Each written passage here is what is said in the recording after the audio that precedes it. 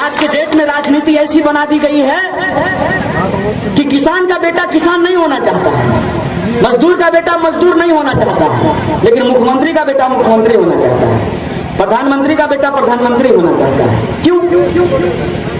जो हमारा सेवक बन करके आता है हमारे पास चुनाव से पहले, हाथ जोड़ करके, छोड़ दीजिए एमएलए बनने की बात और एमपी बनने की बात, मुखिया बन जाने के बाद ही वो बुलेट से सीधे फॉर्च्यूनर पे पहुंच जाता है।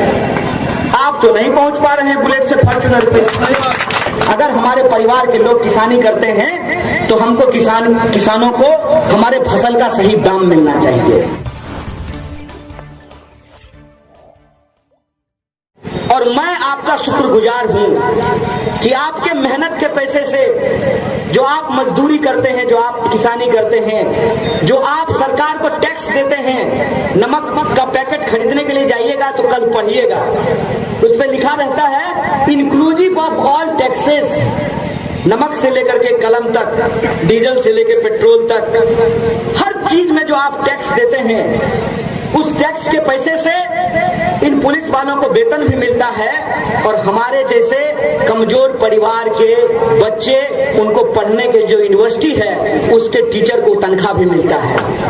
अगर सरकारी यूनिवर्सिटी नहीं होती तो हम लोग पढ़ नहीं पाते। और जब हमने पढ़ाई की है आपके पैसे से, दरअसल में हम आपके नमक के कर्जदार हैं, हम आपका नमक खाए हैं, इसीलिए हम आपके साथ नमक हलाली करने के लिए आए हैं। ये देश के जो नेता हैं, ये देश के पूंजीपतियों का पैसा खाए हैं, इसीलिए आपके साथ नमक हरामी कर रहे हैं, इस बात को आप समझिए। और जो यूनिवर्सिटी में हम लोग पढ़े और सीखे हैं कि अगर इस देश को बचाना है तो जमहूरियत को बचाना होगा। अगर जमहूरियत को बचाना है तो सिर्फ भाषण देने से काम नहीं चलेगा। दिल्ली और बंबई का जो आराम तलब जिंदगी है, उस आराम तलब जिंदगी को छोड़कर बिहार की सड़कों में, गलियों में, कूचों में घूमकर जो हमारी माँ बहनों की समस्याएं हैं, जो हमारे बड़े बुजुर्गों की समस्याएं हैं, जो हमारे नौजवानों का सवाल है, उन सवालों पे हमको एकजुट होना पड़ेगा और याद रखना पड़ेगा कि दुनिया में जब भी कोई तानाशाही व्यवस्था आती है तो वो सिर्फ चुनावों से नहीं हारती है। जनता सड़कों पे निकल करके कहती है सिंहासन ख्याली करो की जनता आती है। इन मूल्यों के साथ सामाजिक आंदोलन करने का जरूरत पड़ता है, राजनीतिक चेतना को आगे बढ़ाने का जरूरत पड़ता है। के लिए सही राजनीति की शुरुआत कैसे हो, किस तरीके से उसको आगे बढ़ाया जाए, किस तरीके से धन बल और बाहुबल ने हमारे लोकतंत्र को अपने घर की और तिजोरी के जो गिरवी बना रखी है, उससे इस लोकतंत्र को मुक्त कैसे कराया जाए।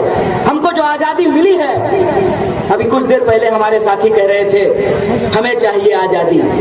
आप में से बहुत सारे लोग सोच रहे होंगे कि आजादी तो 1947 में ही मिल गई। एक बार हमको एक पत्रकार ने पूछा कि किस चीज से आजादी चाहिए, आजादी तो 1947 में ही मिल गई। तो हमने कहा कि आपके जन्म लेने से पहले आपके दादाजी ने घर बना दिया था, तो क्या आप उस घर में झाड़ू नहीं लगाते हैं? अभी दिवाली आएगा तो उसमें चुन्ना लगवाएंगे कि नहीं लगवाएंगे? ईद आएगा तो उसको सजाएंगे कि नहीं सजाएंगे? बाप दादा घर बना करके चले गए तो उसमें झाड़ू ना लगाएं?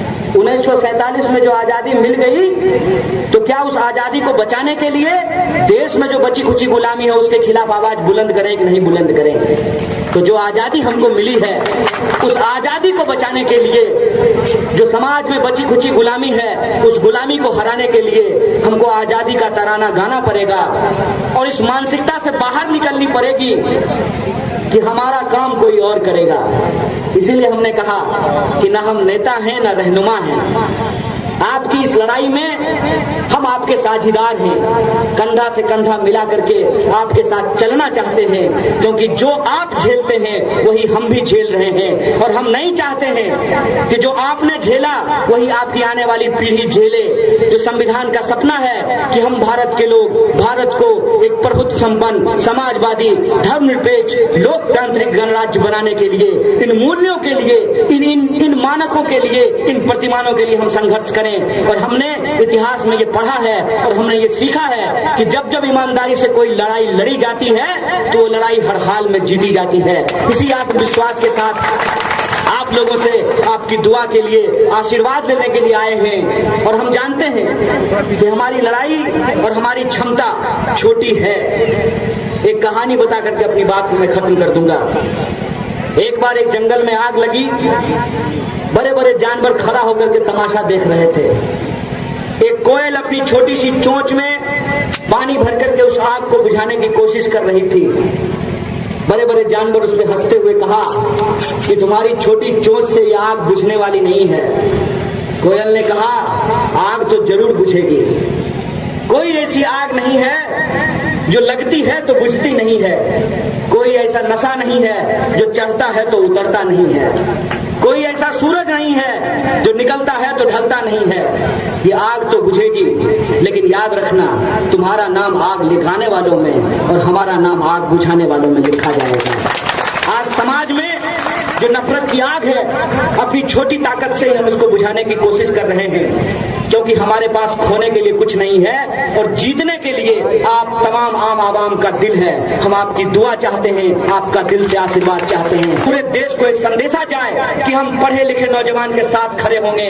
हम ऐसे नौजवान के साथ खड़े होंगे जो पैसे पे बिकेगा नहीं, जो ईडी और सीबीआई से डरेगा नहीं, जिसको जेल से डर नहीं लगता है, जिसको गोलियों से डर नहीं लगता है। वो साहस के साथ इस सत्ता के सामने आंख से आंख मिला करके खड़ा हो और न्याय के पक्ष में, बराबरी के पक्ष में, संवैधानिक मूल्यों के पक्ष में आप तमाम आम आवाम के लिए और इस बात के लिए कि किसान को किसानी का दाम, मजदूर को मजदूरी का दाम, सबको शिक्षा, सबको काम, हिंदू हो मुसलमान, सबको मिले बराबर का आत्मसम्मान, इन मुद्दों के साथ खड़े होइए। मंत्री का बेटा मुख्यमंत्री होना चाहता है, प्रधानमंत्री का बेटा प्रधानमंत्री होना चाहता है। अरे भाई साहब, जब मुख्यमंत्री का बेटा मुख्यमंत्री होना चाहता है, प्रधानमंत्री का बेटा प्रधानमंत्री होना चाहता है, वो अपने बेटे के कैरियर के लिए राजनीति कर रहा है। कम से कम आप भी तो अपने बाल बच्चों के कैरियर के लिए राजनीति कीजिए और उन मुद्दों पे वोट दीजिए जो आपका मुद्दा है। और आपका मुद्दा रोजी रोटी, कपड़ा, मकान, शिक्षा, स्वास्थ्य, सड़क, बिजली, पानी और आत्मसम्मान का मुद्दा है।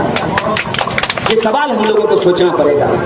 ये सोचना पड़ेगा कि किसी को हरा देने से हम नहीं जीतने वाले हैं। हमारे जीतने का एक रास्ता है, एक मंत्र है, वो ये है कि अगर हमारा मुद्दा जीतेगा तब हम जीतेंगे। और हमारा मुद्दा क्या है? हमारा मुद्दा ये है कि अगर हमारा बाप मजदूरी करता है फैक्ट्रियों में, तो उसको न्यूनतम मजदूरी मिलनी चाहिए। और ये हम नहीं तय किए हैं, ये सरकार ने तय किया है कि हर मजदूर को न्यूनतम मजदूरी मिलेगी। अगर हमारे परिवार के लोग किसानी करते हैं तो हमको किसानों को हमारे फसल का सही दाम मिलना चाहिए। अगर हमारे पिताजी नौकरी करते हैं तो उनको ओवर टाइम का दाम मिलना चाहिए। ये इतने पुलिस के लोग खड़े हुए हैं सामने में, इनके बारे में आप बुरा बहुत सुने होंगे। इनके बारे में आप सुने होंगे कि ये लोग जो है 10 रुपया 20 रुपया रात को ट्रक से वसूलते हैं, ये सुने होंगे। ये नहीं सुने होंगे कि ये किन परिस्थितियों में नौकरी करते हैं, इनको वर्दी का कितना रुपया दिया जाता है। कोई लावारिस लाश जो पाई जाती है, उस लावारिस लाश को जलाने के लिए कितना रुपया दिया जाता है। कभी थाना प्रभारी से ये भी जाकर के बात कीजिएगा कि ये सिस्टम चल कैसे रहा है। ये सिस्टम में आपको ये लगता है कि जो नीचे खड़ा आदमी है वो भ्रष्टाचार कर रहा है। नहीं साहब, इस देश में नीतियों में भ्रष्टाचार है, इस बात को आप समझ लीजिए। नीतियों में भ्रष्टाचार है और नीतियों में भ्रष्टाचार के चलते आज हमारी राजनीति भी भ्रष्टाचारियों के हाथ की गुलाम बन गई है। एक बात सोच लीजिएगा, आपको जो वोट देने का अधिकार मिला है ना, ये भीख नहीं है। अगर आज आप इसकी कीमत नहीं समझिएगा तो ना आप वोट देने के लायक बचेंगे, ना इस देश में लोकतंत्र बचेगा। इस बात को आप जान लीजिए। आज के डेट में राजनीति ऐसी बना दी गई है कि किसान का बेटा किसान नहीं होना चाहता है, मजदूर का बेटा मजदूर नहीं होना चाहता है, लेकिन मुख्यमंत्री का बेटा मुख्यमंत्री होना चाहता है, प्रधानमंत्री का बेटा प्रधानमंत्री होना चाहता है। क्यों? जो हमारा सेवक बन करके आता है हमारे पास चुनाव से पहले, हाथ जोड़ करके, छोड़ दीजिए एमएलए बनने की बात और एमपी बनने की बात, मुखिया बन जाने के बाद ही वो बुलेट से सीधे फॉर्च्यूनर पे पहुंच जाता है। आप तो नहीं पहुंच पा रहे हैं बुलेट से फॉर्च्यूनर पे। ये कौन सी ऐसी तरकीब है? आपके पास तो ये तरकीब नहीं है। नोटबंदी के बाद इस देश में उद्योग धंधों को नुकसान हुआ और अमित शाह के बेटे को 16,000 गुना मुनाफा हुआ। ये मंत्र देश को बता देते, देश की बाकी जनता भी अपना मुनाफा करा लेती है, क्योंकि आपका ही खून चूस करके उनका तिजोरी भरा जाता है जनाब। इसीलिए ये मंत्र जो है आपको नहीं सिखाया जा सकता है। घोड़ा घास से दोस्ती कर लेगा तो खाएगा क्या? नेता अगर सच बोल देगा, जनता को सच बता देगा, तो फिर ठगेगा किसको, बेवकूफ किसको बनाएगा। लेकिन हम लोगों को समझना चाहिए, जब कोई व्यक्ति भाजपा के खिलाफ बोल रहा होता है तो वो सेकुलर होता है, और जिस दिन वो बीजेपी में शामिल हो जाता है तो वो कम्युनल हो जाता है। नीतीश जी जब बीजेपी के साथ थे तब वो कम्युनल थे, और नीतीश जी जब बीजेपी को छोड़ करके आरजेडी और कांग्रेस के साथ आ गए तब वो सेकुलर बन गए। चंद्रकांता सीरियल चल रहा है क्या देश में, कि बद्रीनाथ को जब मन करेगा तब उसका रूप धारण कर लेगा। सेकुलरिज्म प्रचार करने का चीज नहीं है। सेकुलरिज्म मंच पे खड़ा होकर के भाषण देने का सिर्फ चीज नहीं है। सेकुलरिज्म एक विचार है, और अगर आप सेकुलर हैं, और कोई भी सच्चा आदमी, मैं ये बात भी आपको बता देता हूं, कोई भी सच्चा आदमी जो धर्म को सही तरीके से समझता है, धर्म का जो मूल उद्देश्य है मानवता, कल्याण, दया, करुणा, भावना, एकता, मोक्ष, मुक्ति, इन मूल्यों को अगर जो भी समझता है वो सेकुलरिज्म का विरोधी नहीं हो सकता है। एक रिलीजियस आदमी, मैं एक बात पूछ रहा हूं, जो सुबह शाम मंदिर जाता है, भगवान की पूजा आराधना करता है, उसके मंदिर के सामने एक आदमी प्यास से तड़प करके मर रहा हो, तो क्या वो भगवान को मानने वाला इंसान, अगर सचमुच का वो भगवान का भक्ति करने वाला है, उसके भीतर अगर दया और करुणा है, तो वो उस आदमी का जात और धर्म पूछ करके उसको पानी देगा? और कोई 5 वक्त का यदि नमाजी है और वो नमाज अदा करके मस्जिद से बाहर निकला है, और कोई आदमी भूख से तड़प रहा है, तो वो 5 वक्त का नमाजी जो इस्लाम में भरोसा करता है, वो उसका जात और धर्म पूछ करके उसको पानी देगा। धार्मिक होने में और सांप्रदायिक होने में फर्क होता है, इस बात को समझिए।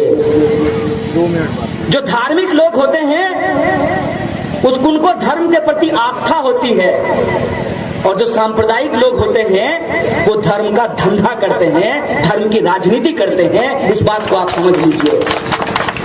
हमारा देश धार्मिक है, लेकिन इस धार्मिक देश को आज सांप्रदायिक देश बनाने की कोशिश की जा रही है। और सांप्रदायिक देश कैसे बनाया जा रहा है? जब चुनाव आता है तब अस्पताल और स्कूल की बात नहीं होती है, तब शमशान और कब्रिस्तान की बात होती है, हिंदू और मुसलमान की बात होती है। इस तरह से हमारे देश को सांप्रदायिक बनाया जा रहा है। प्रधानमंत्री कहते हैं मर जाऊंगा मगर देश नहीं बिकने दूंगा। तो मैं पूछता हूं मोदी जी, भारत पेट्रोलियम पाकिस्तान का कंपनी है कि हिंदुस्तान का कंपनी है? मरे नहीं अभी तक आप तो पूरा जिंदा हैं, पूरी दुनिया का वास्को डी गामा की तरह चक्कर लगा रहे हैं, चाइनीज प्रधानमंत्री के साथ बैठ करके झूला झूल रहे हैं। तो भारत पेट्रोलियम क्यों बिक रहा है? वो तो भारत की ही कंपनी है, क्यों उसको बेचा जा रहा है? ये प्रश्न आपके दिमाग में ना आए, ये प्रश्न आपके दिमाग में ना आए कि 2 करोड़ हर साल नौकरी देने का वादा था, 2 करोड़ नौकरी क्यों नहीं पैदा की गई? 15 लाख रुपए आपके खाते में पहुंचाने का वादा था, 15 लाख रुपए आपके खाते में क्यों नहीं पहुंचाया गया? जब नोटबंदी लागू की गई थी तो सरकार ने क्या कहा था? सरकार ने कहा था कि हम कैशलेस इकोनॉमी लेकर के आ रहे हैं, कि अब आपको पैसा अपने पास रखने की जरूरत नहीं है। मोबाइल रिचार्ज कराना है तो आप पेटीएम कर दीजिए, आपको बिस्कुट खरीदना है तो पेटीएम कर दीजिए, स्कूल में अगर आपको फीस देना है तो पेटीएम कर दीजिए, इवन अगर आपको दान करना है तो वो भी आप पेटीएम से कर सकते हैं। लेकिन आप अपना पैसा बैंक में जमा कर दिए सरकार के कहने पे, और आज जब आपको पैसे की जरूरत है तो बैंक कह रही है कि आप 10,000 से ज्यादा रुपया नहीं निकाल सकते हैं। ये क्या है? इसका मतलब ये है कि सरकार ने झूठ बोल करके उसका पैसा बैंक में जमा करा लिया और वो पैसा निकाल करके अपने दोस्तों में बांट दिया और उसके दोस्त जो हैं वो देश छोड़ करके भाग गए। वो जो है 9-11 हो गए। यह जो इकोनॉमी में इतना बड़ा घपला किया गया, उस घपले का जिम्मेवार कौन है? लेकिन ये बात, ये मुद्दा चुनाव का मुद्दा नहीं है। चुनाव का मुद्दा क्या है? धारा 370। आपको 2 लाख 2 करोड़ नौकरी नहीं मिली, ये चुनाव का मुद्दा नहीं है, उसका जवाब है 370। आपके खाते में 15 लाख रुपया नहीं आया, ये नहीं हुआ, उसका जवाब है 370। आपकी सड़क टूटी हुई है, उसका जवाब है 370। आपको नौकरी नहीं मिल रही है, उसका जवाब है 370। किसान को उनके फसल का दाम नहीं मिल रहा है, उसका जवाब है 370। नई पेंशन स्कीम के नाम पर जो पुराना पेंशन स्कीम था उसको बंद कर दिया गया और नया पेंशन स्कीम जो है उसमें बहुत सारे लाभ सरकारी कर्मचारियों के छीन लिए गए। पीएफ के पैसे के ऊपर इंटरेस्ट रेट को घटा दिया गया है।